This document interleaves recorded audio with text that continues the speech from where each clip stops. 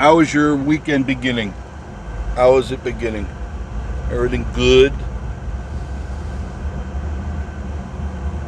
I'm in Gatlinburg right now. I'm taking a drive. I got a busy night tonight. Busy night. I'll be I'm gonna do this. Do Gatlinburg because the place is crazy, filled with people, and I wanted to catch it because I know tonight I would not be able to get up here tonight because I'll be heading over to the Goat Coaster, shooting some video there for a commercial I'm doing.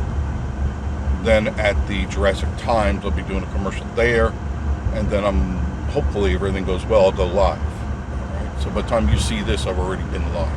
Okay. So, how many of you got to see the debate last night? Holy mackerel. What a debacle that was. Now, hopefully you took time. If not, definitely go to YouTube and look at the snippets. Look at some of the news anchors of what they had to say. Right across the board, the Democratic Party is in free fall. They are freaking out. It was so bad. I knew 5 minutes in. I watched the whole 90 minutes of that and then another 90 minutes of wrap-up video because I had to experience what all the anchors were experiencing, and even their people said it wasn't good. It was not good. And then they tried to write it off as saying that he had a cold. But it's funny, today he's out on the road and everything's fine because he has a teleprompter. See, at the debate, he wasn't allowed a teleprompter. He had to think for himself. Nothing to read, no device in his ear telling him what to say. It was calamity. It was really bad for Joe. And I feel bad for Joe because he is in such mental decline that I'm surprised his wife, Jill, hasn't put an end to this. But clearly she is so drunk with power and fame of being the first lady that she's going to push him to the brink of a stroke or worse. It is a must that you check out some of the clips if you weren't lucky enough to actually watch the debate. Now, I just took my dose because right after the debate, excuse me, got my Weigels coffee. Right after the debate, they came out with a brand new product that I subscribed to and had it rush ordered. I had it sent to my hair. Is really weird today, isn't it? Bidenex. I got my first dose of Bidenex. It's guaranteed to lull you into a semi-conscious state, and you'll be a drooling, babbling fool within the hour. So get yours today. Order by midnight tonight, $9.95, free shipping. Bidenex. At the rate things are going, he is definitely going to be in the Creaky Bone nursing home before long. I signed up myself for the Creaky Bone nursing home, and why not? A lot of ramps, a lot of sun. Very nice place. You'll love it. And they got all the pharmaceuticals you could possibly want. Now, that debate was a nightmare. Within the first 5 minutes, I knew it was going to be a disaster, so I was glued to the TV. I could not believe it. And Trump held it together. He was very presidential, and he was kind. He could have been crazy. As you know, sometimes he can be crazy. He was kind. He could have ripped into Joe. Joe made so many mistakes and gaffes and faux pas. It was laughable, but very sad, because you got to remember, this is the president of the United States, the man with his finger on the button. He is the end all. If he says launch him, they have to take that in consideration. As you can see, we're heading into Gatlinburg right now. Okay, and just look at the views, and I'll run my mouth for a little while. The fear that people have, and rightfully so, is that this man is considered the most powerful man on the planet right now. And he's the president of the United States.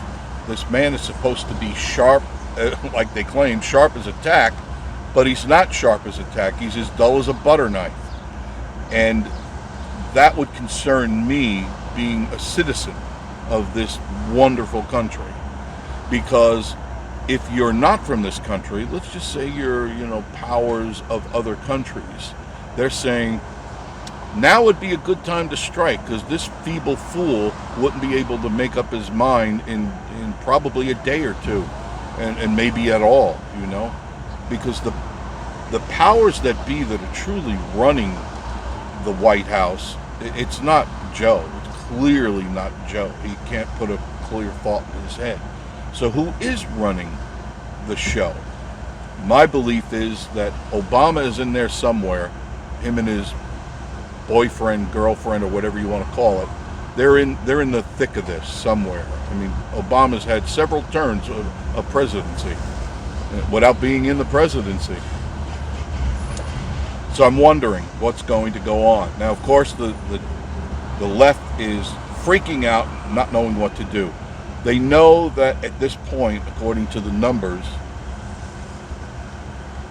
Trump is already way ahead. I'm going to switch this around to the people. You can just listen to what I got to say, okay?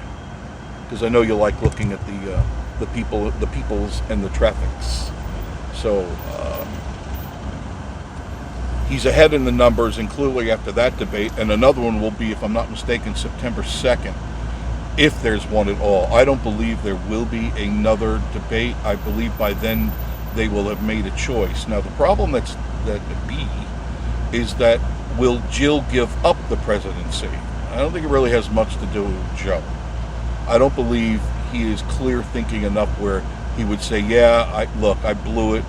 I got to go. I thought I could, but I can't. But all this time now, as you recall, as you saw in news, they were saying he's as sharp as a tack. He's great at what he's doing. He's a great speaker and all. No. Maybe at one time he was good, because I've listened to him in the earlier years, and he was good. When he got up there, he was pinpoint ready. Not anymore. He's 81 years old.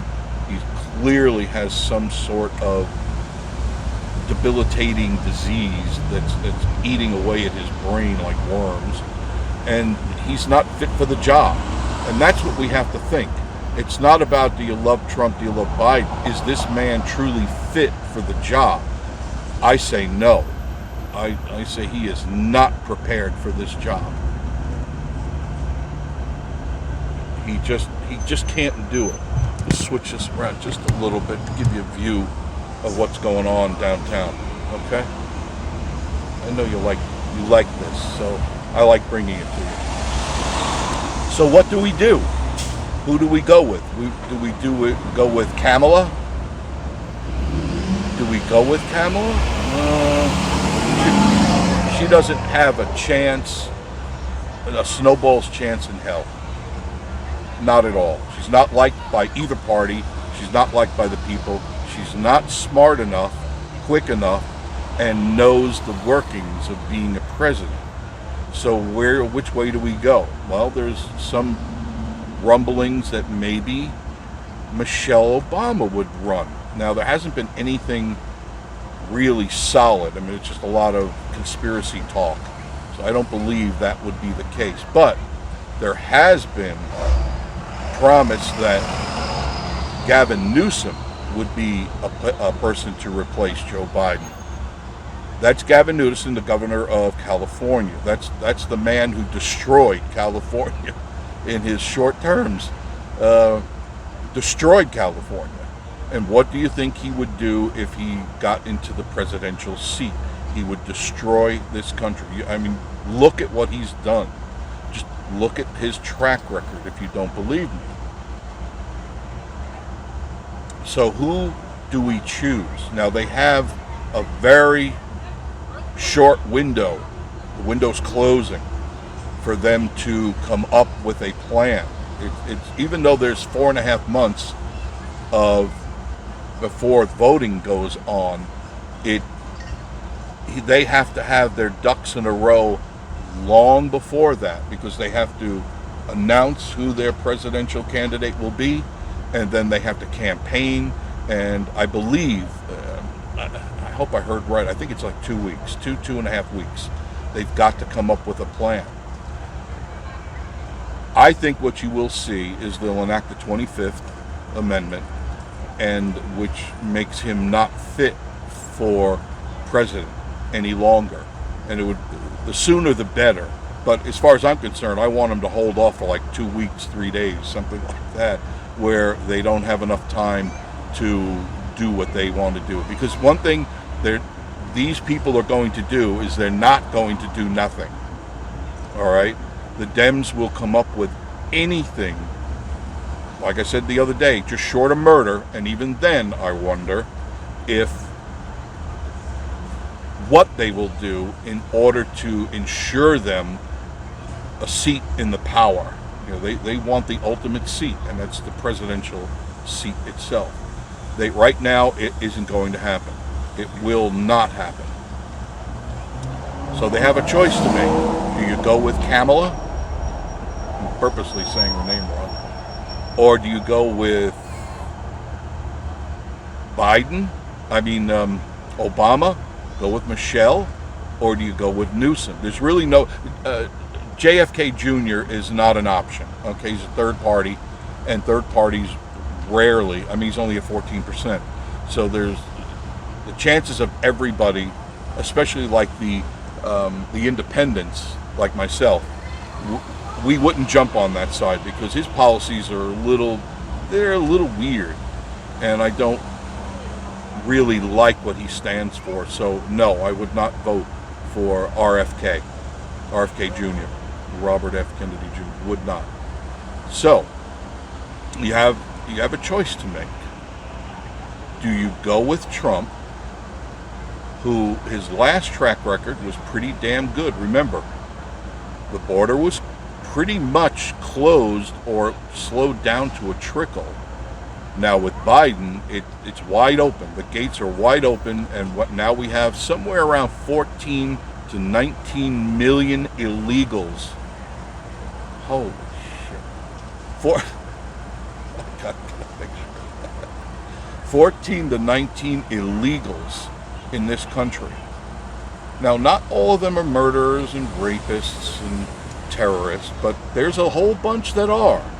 They know, and by the way, that's only documented. That's not the gotaways. You've got a whole lot of gotaways, 50 to 60,000, and that's just what I heard recently. Gotaways that probably are very bad people. They managed to sneak in under the fence, and now they're free in our country, walking around. They could be right next to you right now. Did you know that? I've seen some pretty shady people in and around, even in this area too. When I walk around, it's like, holy mackerel, that person. I just get a vibe from people. And I'm sure a lot of you do too. You know when somebody's truly evil. They give off that evil vibe. And I've seen enough of them around. So what do we do with them? That was one of the questions that Trump didn't quite answer, and I kind of know why. They wanted to know what he was going to do if he became president as far as the illegals. And he kept talking about something else. And I know once before he said it would be the largest deportation in history. And I think what he's counting on is that he might scare some of the constituents. I'm all for it, personally. If you're here illegally, you need to get out, because you're in my country illegally. I can't go to your country illegally. Couldn't make it through the gate. Am I right? You couldn't make it through the gate. Try to go to Mexico and get in illegally. See what happens. You get shot. Here you get a credit card or a debit card. You get a driver's license. You get Social Security. You get a monthly check, and you get as an added bonus, you get $5,000. Did you know that? Just to come in, they give you $5,000 of your money and my money. Now, you leave these people in power again for another 4 years, they're going to open the gates completely. And that means everybody can come in. Anybody and everybody. And that could be very, very dangerous. Because we already know that we have terrorists in the country. We already know that. They're trying to find them. Some of them they have found. Many of them they haven't. So what do? Duck and cover? No, you just hope that they don't do something stupid. But these people are driven by ideology. They're driven by a religion that's a false religion. And they will do anything they have to do to destroy the infidels. And that's us. We're the infidels. So you always got to keep your eyes open. Okay? See something, say something. You see some suspicious activity, say something before many, many people get hurt. Because you can't trust these people. They'll walk into a crowd and it'll go kaboom. And they don't care. They go, and then boom. Right? These people are animals. They're savage animals. The terrorists I'm talking about. And as far as the illegals go, many of them are looking for a better way of life because their country sucks. But the problem being is that because their country sucks, they want our country to suck. They want to have the same way of life that they had back there because they don't know any better. They do not know. Look what happened in New York City. They went to I'll pick one, the Roosevelt, which is a 5-star hotel. And they put the illegals in there and they, oh, look, kumbaya, look what we're doing for you. You know, we're putting you in the hotel and we're giving you free food. They threw out most of the food that they got. They said they hated the food because it wasn't their cultural food. Well, sorry, Paco. This isn't a taco stand. We're trying to give you some nutrient food. You know, we want to give you the most nutritious diet we could give you. They didn't want that. Then what did they do? They trashed the hotel. They tagged the hotel. If you don't know what tagging is, they spray paint all their slogans. You know, death to the infidel, kill the gringo, and all that nonsense.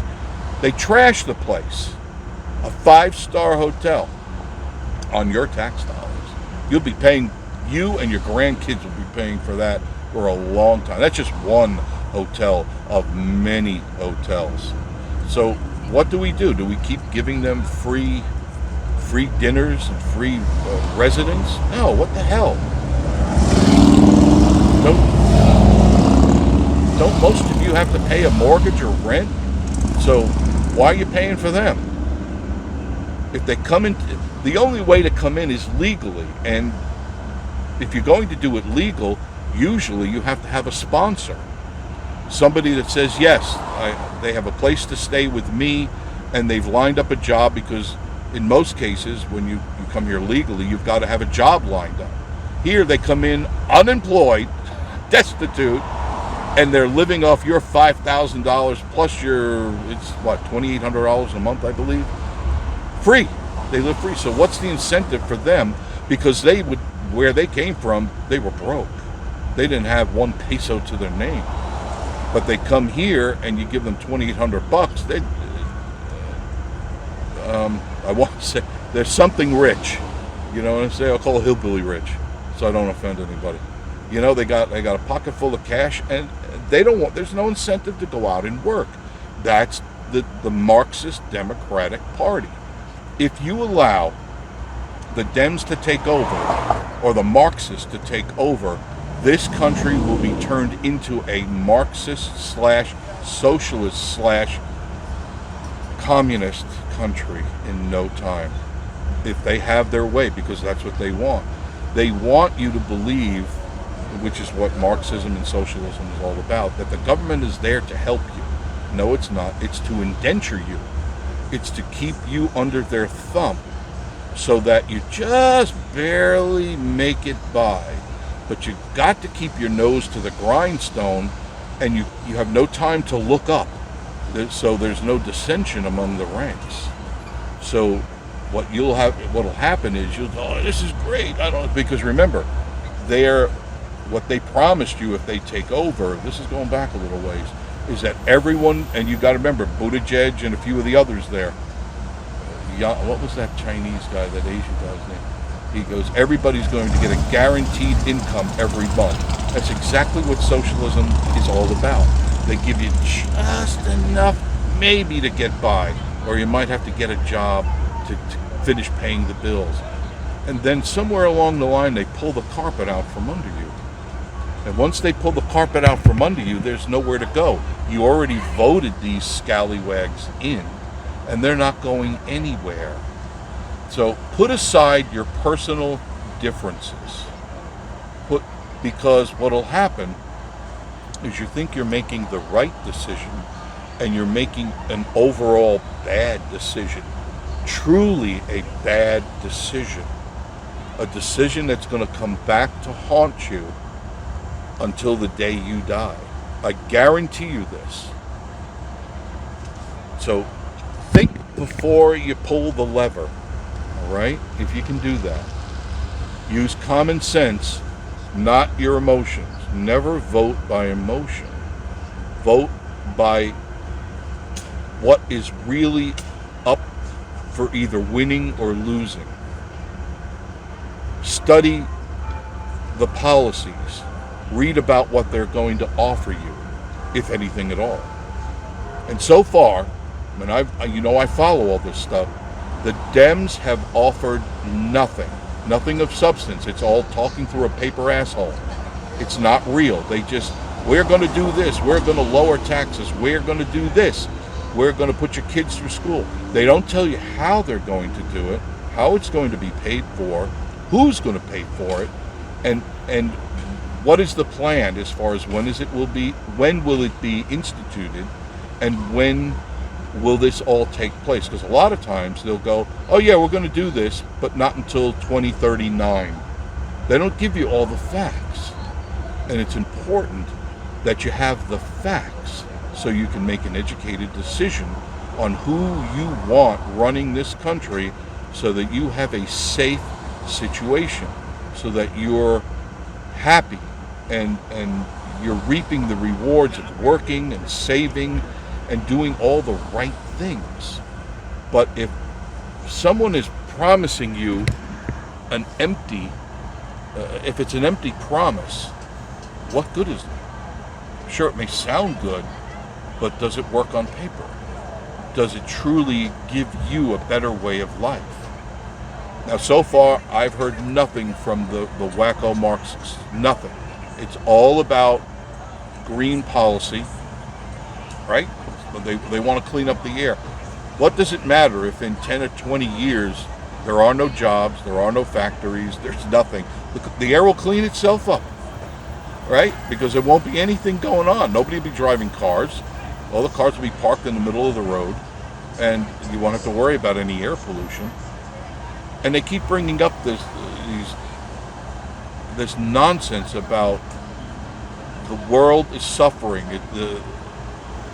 If we don't clean up the air, we're all going to be dying and choking. Well, the problem is we have the best footprint of any type of. Our carbon footprint is the best all around. Our carbon footprint is like 1%. It's nothing. The countries you got to worry about is India, China, Japan, Russia, and the like. They're the ones that are puffing smoke into the air 24/7, 365, which we can't do anything about their pollution because there is no rules and regulations. It's all, so far the ball is in our court for us to clean everything up and make everything right, that's not fair. If he's such a good president, why are we in the crapper the way we're in right now? Think about that. Are you happy with the prices you're paying? Are you happy when you go to the grocery store, when you get your insurance bill, you get your mortgage payment or your car payment or whatever it is you're getting, and all of a sudden it's gone up? Are you happy? Is that what you want? Imagine what it's going to be if you got 4 more years of him or Gavin Newsom or Michelle Obama. You will not be able to afford, you'll have to sell your house. This is just an opinion. You'll have to sell your house, sell your cars, and figure out you're going to have to live in a tiny home somewhere just to get by. Just to get by. If you agree with me, let me know. Like, comment, subscribe. Thank you for joining me on Vacation Station TV, your virtual getaway. And I will see you again very, very soon. Have a great weekend.